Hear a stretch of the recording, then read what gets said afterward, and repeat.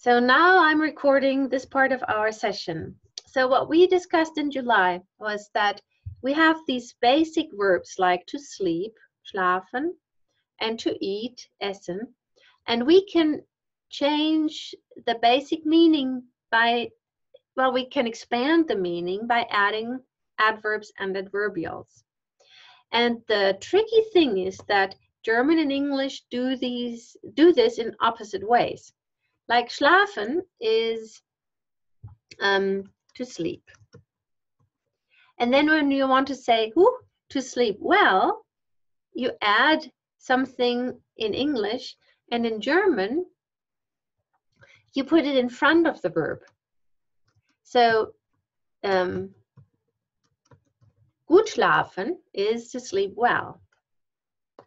So what goes behind the verb in English is placed in front of the verb in German. And that sounds simple, but when you're, in the middle of speaking, it's difficult. And of course, it's good to understand this with your brain or your mind, but then you have to get it into your body by learning. And I think you do this by learning and repeating words that make sense in your own life. So to sleep deeply or soundly, that's tief und fest schlafen. To sleep right now. He's asleep right now. So we'll take example sentences. So like we could imagine your wife is sleeping right now. So your wife is sleeping, right? So what's Iris doing? Oh, she's sleeping. Now I can ask you, how did you sleep last night? And in English, we use the simple past because, well, you're awake now. So your having slept is a matter of the past. In German, I would ask that in the present perfect. So instead of, forgot to write the German here. Sie schläft gerade.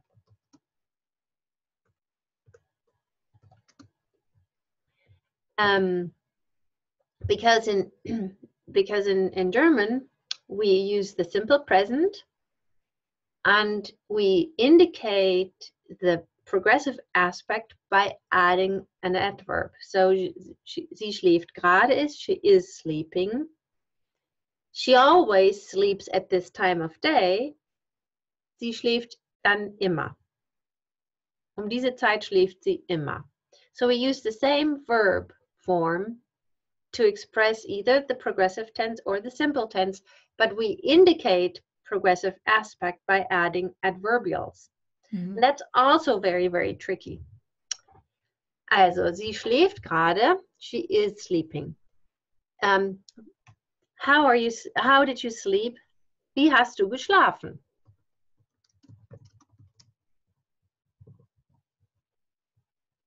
Und du sagst, ich habe gut geschlafen.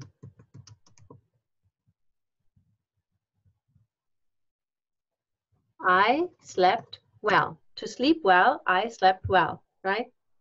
Mm-hmm. Tell me, interrupt me when you have a question, when I'm being unclear. Oh, that's good, yeah. Mm-hmm. And this is something, wie hast du geschlafen? Oh, ich habe gut geschlafen. Danke, ich habe gut geschlafen. You could, of course, say, oh, danke, gut. Lots of Germans do. But you could also say, ich habe gut geschlafen. And you could also announce this when you get up. Ach, ich habe so richtig gut geschlafen. Right? So, ich habe gut geschlafen, ich habe so richtig gut geschlafen. You can expand this even further. Ich habe gut geschlafen, ich habe sehr gut geschlafen, ich habe so richtig gut geschlafen, ich habe unglaublich gut geschlafen. So, whatever you add, you simply stick between the auxiliary and this basic modifier. Mm-hmm. Should we write down a few examples or not? Whatever you want. Yeah, you didn't put the translation in English. The be, has, do. Mm-hmm. So I want this video helps the people who's learning English too. How did you sleep? Mm-hmm. Mm-hmm. So now, now I can, yeah, wie hast du geschlafen? Then you could say, ich hab tief, you could also say, I slept soundly. Ich hab tief und fest geschlafen. And now this is too long. I slept very soundly.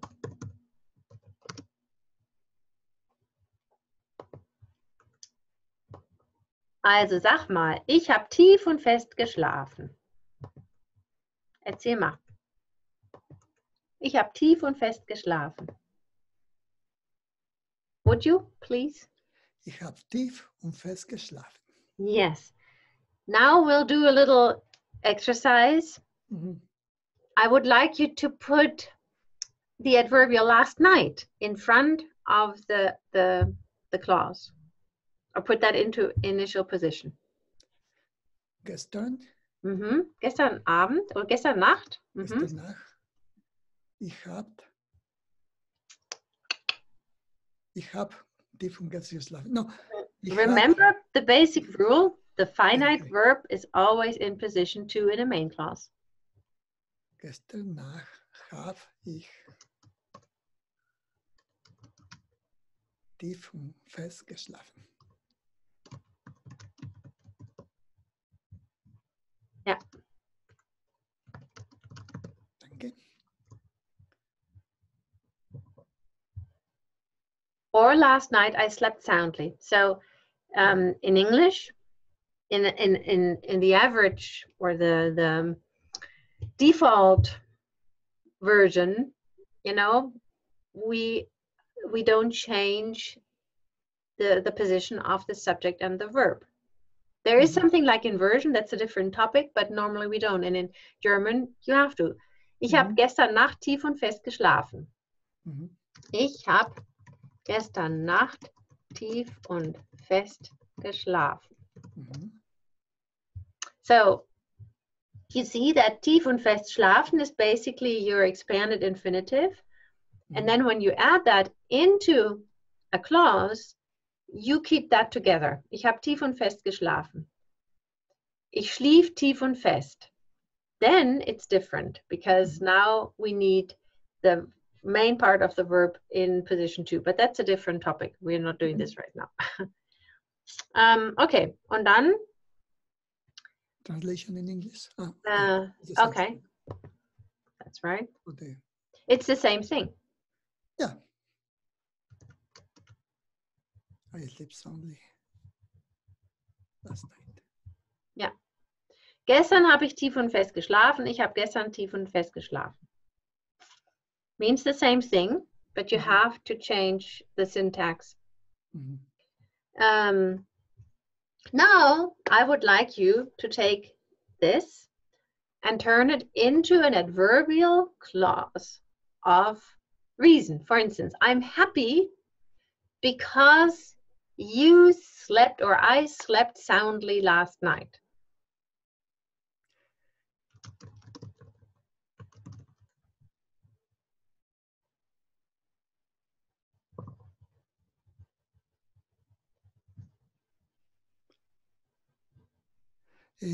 Do I have to start with the in the same order, or can I say like something like, weil gestern ich habe ein tief und fest geschlafen. Ich bin sehr glücklich. No, okay.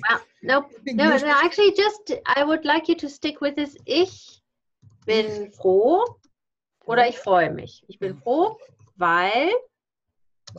Okay. Ich bin froh, weil. And now you have to be careful, warning, where weil introduces a subclause.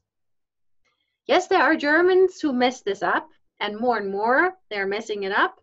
But weil, if you use written German, you still use it as a subordinating conjunction. That means now what follows is a subclause. And now we need to pay attention to the main rule of subclauses, which is that the finite verb is in final position. Yeah. Ich bin froh, weil. So take this sentence and change it so that it fits. Yes, Leader.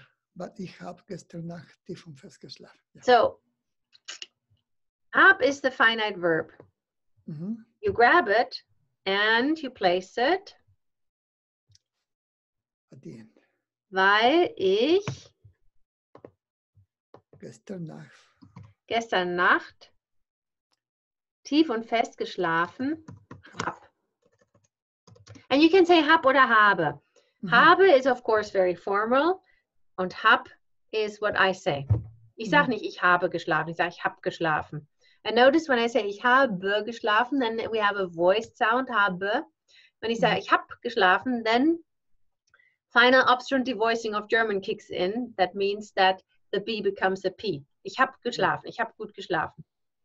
And it's a different sound experience. Ich bin froh, weil ich gestern Nacht tief und fest geschlafen habe. Okay.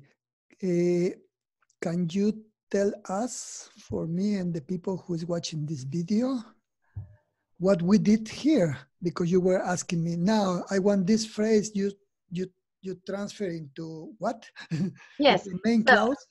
So this here are main clauses. And the basic rule in German for main clauses is that the finite part of the verb is always in position 2. So this is the finite part of the verb, and we'll color it blue. I lost my colors again. This is the finite part of the verb, and this is the past participle. And in English and German, the present perfect consists of a present form of haben and a past participle of the main verb. Ich habe geschlafen, I have slept. The only problem is, of course, as mentioned previously, that the use, the distribution of these two tenses is different in these two languages, which is very confusing for both sets of learners. So, ich habe gestern tief und fest geschlafen. We have a main clause, and we need the finite verb in position 2, regardless of what element appears in position 1. Now, in this clause, we have an adverbial of time in position 1. In this clause version, we have the subject in position 1, right? And it doesn't matter, regardless of what you stick in the first slot, whether it be the subject or the adverbial subclause, the finite part of the verb needs to be in position 2. And then that's the basic rule for all main clauses. So here, sie schläft gerade, we have the finite verb in position 2. Because it's the simple tense, the finite verb consists of only one part. And so we only have the whole verb in position 2. And we could also, gerade schläft sie. Depending on what you want to say, you can also put the gerade, the adverbial, in first position, and then the subject gets bumped behind the verb.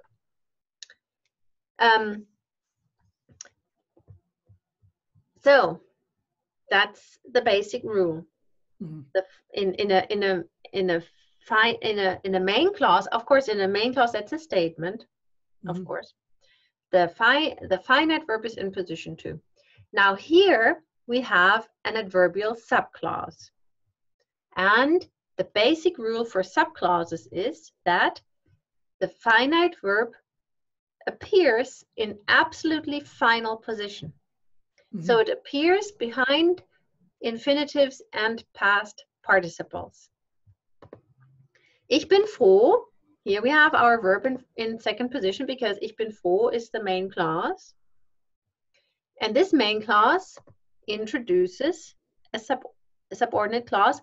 And now when you do, so we have, weil ich gestern tief und fest geschlafen habe. This is your finite, your verb form, and this is your finite verb.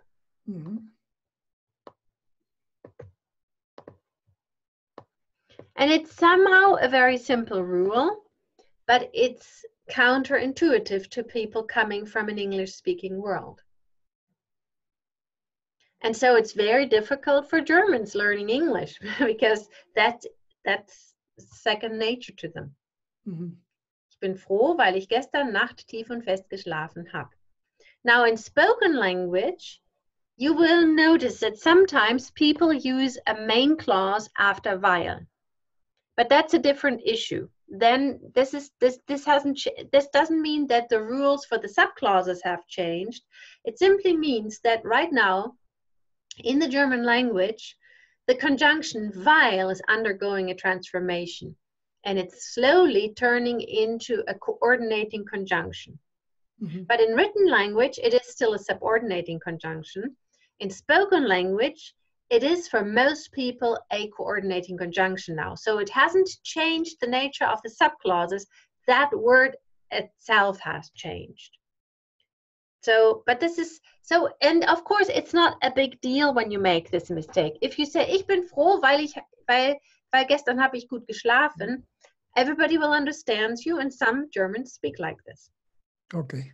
It's just very important for you to understand this, because your language, your listening and reading skills need this knowledge. You know, you need to know this. Yes. And with all other subordinating conjunctions, you could say, mir geht es gut, obwohl ich gestern Nacht nicht gut geschlafen habe. After obwohl, every German speaker uses subordinate a subclause structure. Obwohl ich gestern Nacht nicht gut geschlafen habe. Well, you know, let's not say every, you know, you can screw up language whichever way, but a careful speaker and careful writers will say this. Also, mir geht es gut. This is more complicated. We won't talk about this. This is one of these impersonal constructions that German has, and we've talked about this before. We'll talk about it again, but not right now because that's too much. Yeah. So obwohl is a subordinating conjunction, and it's purple in my book. And these conjunctions, they are they're just these connectors, you know. So yeah.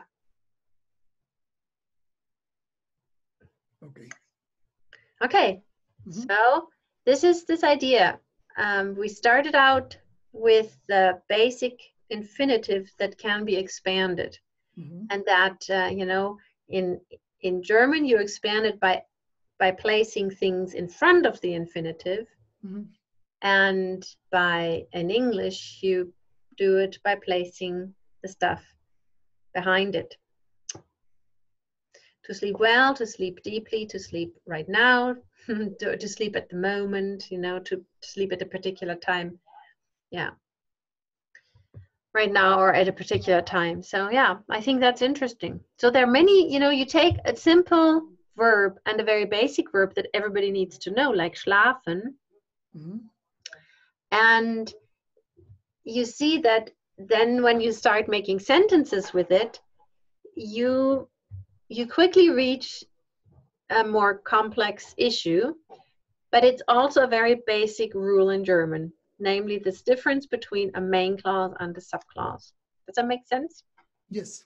Okay, you know what? I'll stop the recording now, otherwise it'll get too long.